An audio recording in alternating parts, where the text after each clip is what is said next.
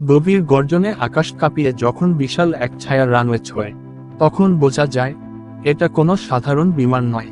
এটা IL-76 Soviet প্রকৌশলের এক অবিশ্বাস্য সৃষ্টি, যাকে বলা হয় আকাশের ভারবাহক দানব।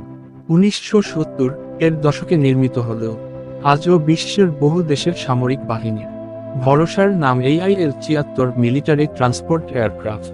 4টি শক্তিশালী টার্বোফ্যান ইঞ্জিনের জোরে এই বিমান বহন করতে পারে 40-50 টনেরও বেশি কার্গো। ট্যাঙ্ক, সাজোয়াজান, শত শত সৈন্য কিংবা দুর্যোগের সময় ত্রাণ সবকিছুই বহন করতে সক্ষম এই আকাশযান। IL-76 এর সবচেয়ে বড় শক্তি হলো যে কোনো পরিবেশে কাজ করার ক্ষমতা।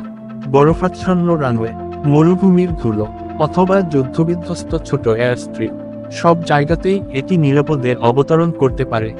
একটানা প্রায় 5000 কিলোমিটার উড়ে এই বিমান পৌঁছে যেতে পারে শত্রু অঞ্চলের কাছাকাছি, যেখানে দ্রুত সৈন্য নামিয়ে মিশন সম্পূর্ণ করাই এর মূল লক্ষ্য। শুধু ট্রান্সপোর্ট নয়, IL-76 ব্যবহার করা হয় প্যারাট্রুপার ড্রপ, মেডিকেল ইভাকুয়েশন, এমনকি এয়ারবর্ন কমান্ড সেন্টার হিসেবেও। আজও রাশিয়া, ভারত, চীন সহ অনেক দেশ এই বিমান ব্যবহার করছে, কারণ আধুনিক যুগেও এর নির্ভরযোগ্যতা প্রশ্নাতীত।